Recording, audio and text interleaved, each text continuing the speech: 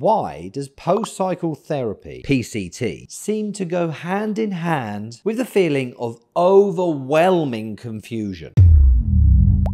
So our mission is to restore your normal hormone balance and minimize any side effects. It's wise to understand natural levels of testosterone cannot support individuals who are over 200 pounds of lean muscle with abs, and height is considered there. However, if you did grow on a cycle to your maximum potential, you're about 180 or 190 pounds with abs, you can definitely keep those gains following the cycle. But you must have the right PCT, training, diet, lifestyle to sustain it. Create the bridge. The biggest mistake that I see with PCT protocols is that guys do not wait long enough for the compounds that they're on, or hormones, to leave their system because they didn't know the half-life of the drugs that they were taking. The idea here is to slowly taper that testosterone down to a TRT dosage whilst stopping all other compounds. You do that and you've just avoided the number one boo-boo that everyone makes. So if you're ending on 500 test, go down to 250 for a few weeks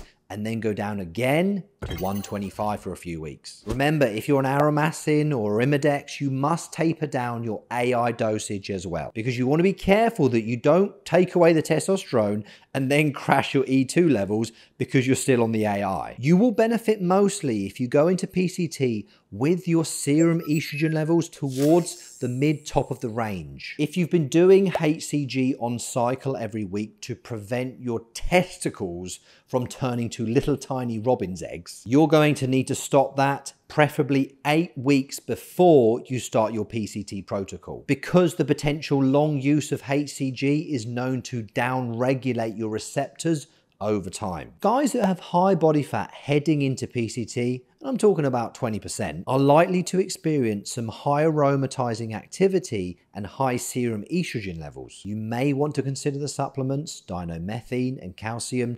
D-glucarate. These are going to help you to keep your serum estrogen levels around the reference range. 100 milligrams of DIM twice a day and 500 milligrams of CDG twice a day. All the gear that you're on has cleared the system. Check. The HCG was stopped if you were on it 8 weeks ago. Check. Serum estrogen levels are around the mid-top of the range. Check. Good. Now is the time to restart your hypothalamic, pituitary, adrenal, testes axis. I know there's a lot of abbreviations in that last sentence and the whole video. However, if I didn't abbreviate things, this video will be 45 minutes. So for 3 weeks, we now run HMG at 75 to 150 IUs per day. Half of the HMG is going to go towards the spermogenesis, and the other half is going to go towards the testosterone production in the Leydig cells. However, this is not going to cut it for total testosterone production and fertility. So we do need to run it alongside HCG. So if you did a mild cycle for 3 to 6 months and you didn't do anything heavy like a DECA or a TREN,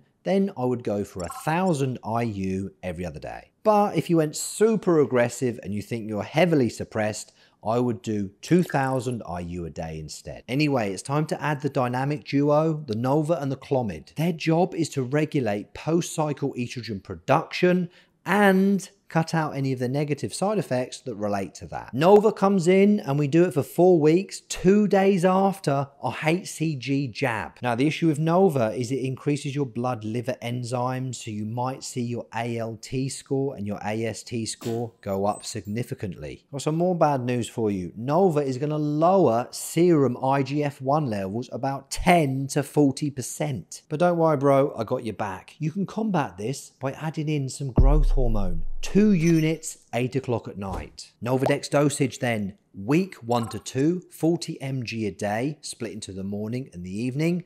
Then week 3 to 4, 20 mg a day, but that is for a mild cycle. And if you have been aggressive using your pills, powders and potions, then you might want to extend that PCT with the Nolva for another 2 weeks at 10 milligrams every evening. Clomid can get guys emotional because it's going to act as an estrogen in your brain.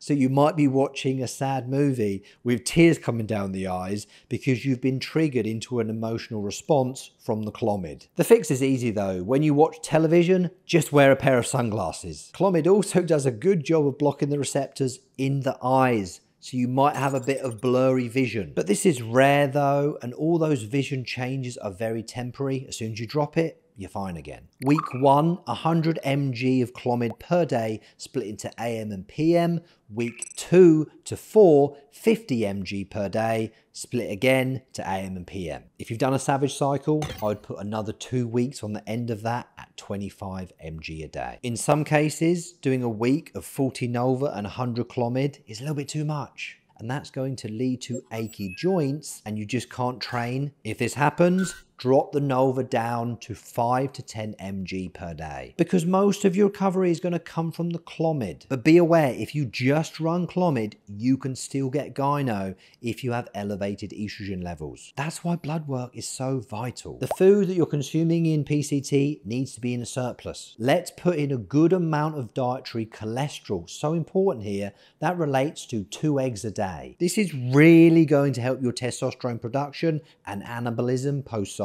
Your training volume is going to have to be dropped now because you will have limited recovery. Just focus on not losing your strength. An A-B split of a push-pull legs is normally what works best. I've mentioned growth hormone to combat that lower IGF-1 from the Nolva, but you can also add in clenbuterol. This will help preserve your muscle and it won't interfere. It's going to increase your metabolic rate and improve nutrient partitioning. If you've got a history of high blood pressure, don't take Clen. And also, if you start to get muscle cramps when you're using it, you need some taurine and ubiquinol. This is an intensive process for your body. It's going to require a lot of energy and a lot of micronutrients because we want to get those testosterone levels as high as possible, don't we? You're going to need a whole host of supplements: vitamin E, D, boron, taurine, L-carnitine tartrate, selenium, zinc. It's crucial to raise that cholesterol, so we need to drop the red yeast rice or citrus bergamot if you were on some natural statins. If you're the sort of person that does not want to be randomly throwing darts at the wall for your first cycle and PCT, feel free to reach out for coaching.